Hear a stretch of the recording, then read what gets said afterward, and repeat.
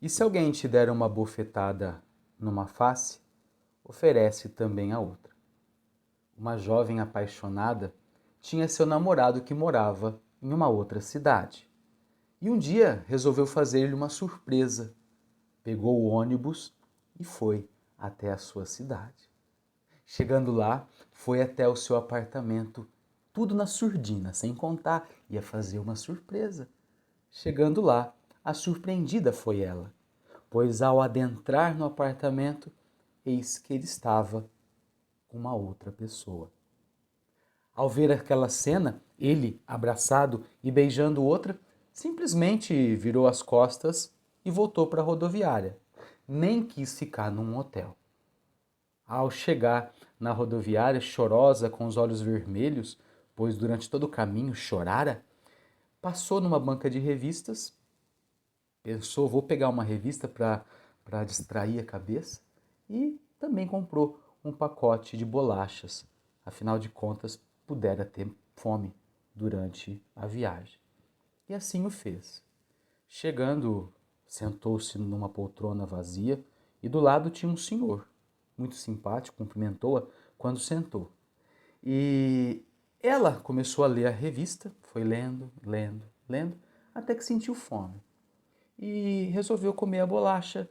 Ela só achou estranho que quando ela levou a mão para pegar a bolacha, o senhor que estava ao lado também pegou uma. Ela achou estranho aquela cena, mas como diz Henrique Juliano, o que é um arranhão para quem já se lascou, para quem já está todo machucado, né? Simplesmente pegou a bolacha. Ao pegar outra, ele repetiu o gesto e também pegou, até que ela ficou indignada, pois estava chegando já na rodoviária, na sua rodoviária de origem, ele lhe pegou a última bolacha, quebrou e ofereceu para ela.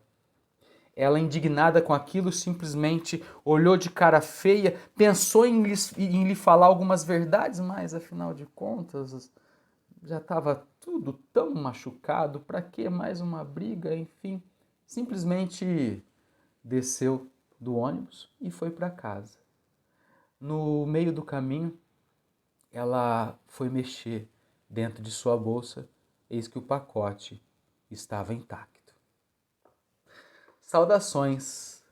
É, essa historinha aqui bastante gente já conhece, talvez sirva para que a gente norteie aquilo que vamos conversar neste Acreditar Faz Bem. É sempre muito interessante quando a gente conhece a nós mesmos, quando suportamos aquilo que está nos rodeando e talvez esteja nos enfrentando, e talvez esteja nos machucando. E a gente tem a capacidade de realmente passar por aquilo de cabeça erguida. Nós vamos falar sobre isso hoje, neste momento. Eu gostaria de fazer uma oração com você para que essa palavra, para aquilo que vamos conversar, realmente pudesse nos introduzir na presença do Senhor Deus. Só te peço que antes você se inscreva no nosso canal, ative o sininho e dê um joinha, que é a curtida, porque é uma maneira da gente saber que esse Acreditar Faz Bem está surtindo efeito. Qual é o efeito esperado deste momento? Fazer o bem, fazer-nos repensar a nossa vida, tá bom? Então vai lá, é só se inscrever no canal e ativar o sininho e dar uma curtida, tá bom? Mas agora vamos rezar. Pai amado, Pai amoroso, Pai misericordioso, pedimos as luzes do Teu Espírito para que a Tua palavra entre em nossa vida, para que a Tua palavra escrita, para que a Tua palavra falada, para que a Tua palavra seja vivida em nossas vidas. Amém. Vamos lá. A primeira leitura deste final de semana falava a respeito de 1 Samuel, capítulo 26, e falava a respeito do rei Davi. Davi, que perseguido durante muito tempo por Saul, se vê na oportunidade única de matar-lhe e tomar-lhe o trono. E é interessante porque Davi, ele fica muito próximo de Saul, e poderia realmente matar-lhe. Até o seu sobrinho, o servo Abissai, olha e diz para ele: olha, daqui eu posso enfincar a lança, posso atravessar Saul. E Davi: não faça isso, não levante a mão para o ungido do Senhor, o ungido do Senhor Saul. E é muito interessante porque a gente sabe das peripécias e no final Davi, ao longe, conversa com Saul. Saul lhe chama de filho, perdoa-lhe e continua a história, enfim. Só que duas personagens que eu queria lhe apresentar, Abissai e Davi. Interessante. Abissai ele olha para aquela situação e ele era corajoso, diversas vezes salvara Davi, mas ele não tinha o coração de rei. Ele tinha simplesmente um coração corajoso, um coração valente, mas não tinha a dignidade de um rei. Palavra interessante, né? Dignidade, inis, né? Fogo, poder de um rei. E lógico, eu sei que dentro daquilo que é a literatura estão querendo mostrar os autores do livro de Samuel, quer mostrar que ele tem essa dignidade de rei, mas eu queria para você e para mim que a gente olhasse, porque quando a gente é ungido, e todos nós o somos pelo batismo, nós temos essa dignidade de não ter essa maldade no coração, de realmente conseguir abstrair, tirar da nossa cabeça e ver que o nosso papel, a nossa força é muito maior do que qualquer coisa. E é justamente aí. Em psicologia, a gente aprende uma palavrinha que se chama self. Self, do inglês eu mesmo. É que um self verdadeiro, um self maduro, ele consegue olhar para tudo que está em volta e agir com alegria, com maturidade. Ele consegue realmente ele consegue saber dosar entre o que é exterior e o que é interior. Ele sabe ser ele mesmo. Pelo contrário, o falso self é aquele que tenta agradar todo mundo e para agradar todo mundo às vezes acaba até desagradando. Não sei se você está entendendo. Eu não sei se você vive para satisfazer os outros. Se você viver para satisfazer, me desculpe, mas você está fadado a ser infeliz. Na medida em que eu me conheço, na medida em que eu sei quem eu sou, eu paro de querer agradar e paro de sofrer por aquilo que o outro fez ou fará. Eu começo a ser muito melhor. Não melhor que o outro, mas eu consigo ser a minha melhor versão.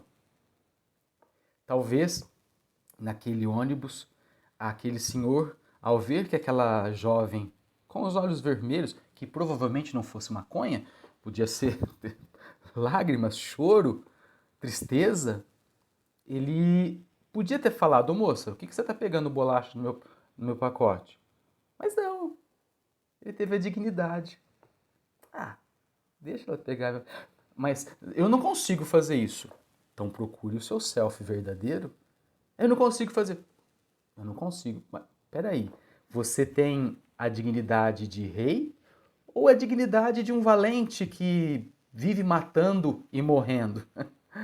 Dizem que o herói é aquele que não teve tempo de correr. E nós, às vezes, ficamos aí. Porque eu sou corajoso, porque eu enfrento, porque eu não levo desaforo para casa. É verdade. Já resolve lá e fica sofrendo com as feridas, né? Lembra da musiquinha? O que é um arranhão para quem já está do Henrique e Juliano? Mas não, às vezes a gente vive não com arranhão, a gente vive realmente todo destroçado. E aí a gente entra no Evangelho. Então, 1 Samuel fica para nós. A dignidade de um rei é saber permanecer de cabeça erguida, não de nariz empinado, não de nariz abaixado, mas a dignidade de cabeça erguida, olhando para o horizonte. Jamais olhando para o sapato, jamais ficar olhando para as estrelas. A gente tem que ter pensamentos fortes, mas não para dominar o outro, mas para sermos realmente conhecedores de nós mesmos. E o que vale isso? Falando de self, né? Vamos usar isso aqui. O self, o não self, o falso self e o eu verdadeiro e o eu falso, quando a gente entende de Jesus. Jesus, ele era tão dono de si, talvez por saber o seu tamanho, né? O homem, quando ele sabe do seu tamanho, ninguém consegue lhe humilhar. Nossa, mas você não sabe o que ela falou para mim. Nossa, você não sabe o que ele falou para mim. Não importa. Não importa, ou seja, não porte, não traga para você. Viva a sua vida. Essa é a dignidade de batizado. Quando Jesus fala, olha, se derem um tapa na sua face direita, dá também a esquerda. Se lhe pedirem o manto, dá também a túnica. Por quê? Se você sabe quem é você, você vai levar o tapa e vai dizer, não vou ter expectativas, eu vou ter perspectiva, vou continuar a minha vida. Ele não vai mais me fazer sofrer. Só lembrando uma coisinha, hein? Olha só, a gente às vezes acha que a gente é tonto.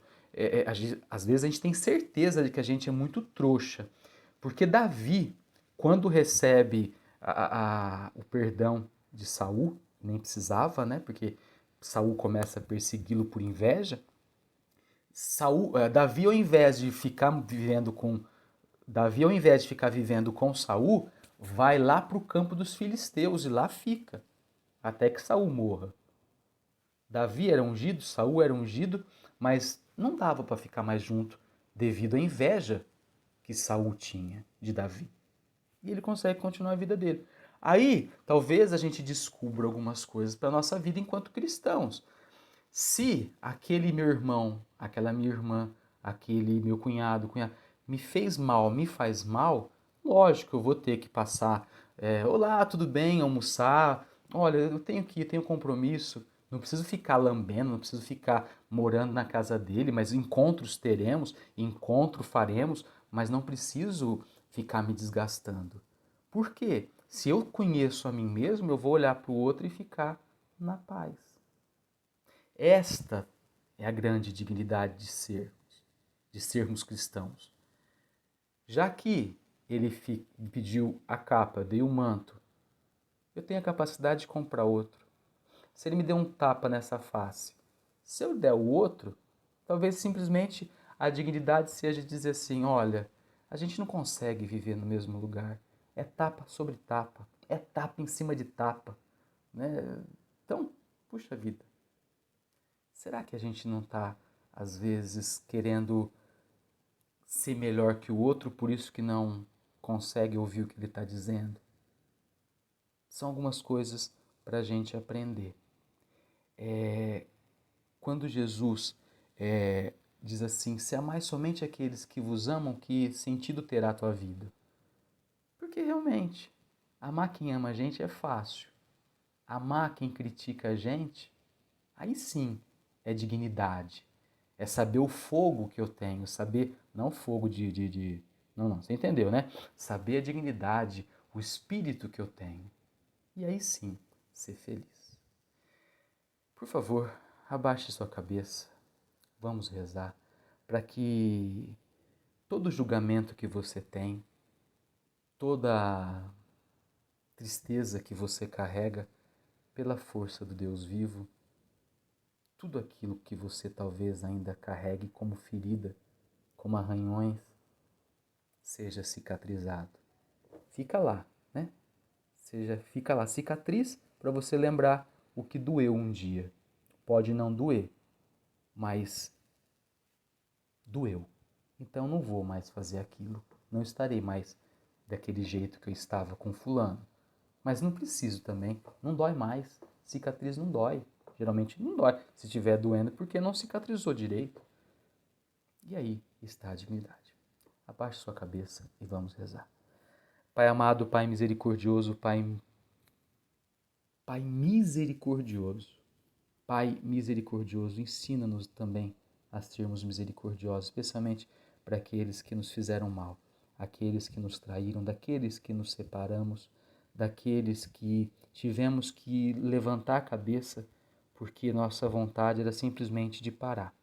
Aqueles, Senhor, que tantas vezes nos furtaram a alegria ou que demos a nossa alegria para eles e que agora, Senhor, queremos recuperar. Senhor, que todos aqueles e aquelas que tantas vezes nos fizeram mal, Senhor, coloque teu Espírito, dê-nos a dignidade de teus filhos novamente. Porque, Senhor, quantas vezes pela traição, pela discórdia, pela raiva, pelo ódio, a gente parece que perde essa dignidade. Senhor, recupere-nos essa dignidade e faça-nos firmes, fortes e felizes pela fé que temos no Senhor, o nosso Deus vivo. Amém. Muito obrigado pela sua presença, pela sua audição, pela sua, pela sua visão. E a gente pede sempre, né, que você se inscreva no canal e ative o sininho, porque todas as vezes que eu colocar um vídeo, você vai saber que eu estou postando, estou colocando o vídeo. E, por favor, coloque o joinha, que é uma maneira de eu saber se está valendo a pena esse momento de oração e reflexão da palavra de Deus. Você entendeu? Tenha essa dignidade, conheça-se. Conheça-se para ser melhor e para viver melhor, sem se esbarrar no outro. Se der um esbarrão, que você não caia. E se cair, levante-se. E que você não ache que foi feito para te destruir.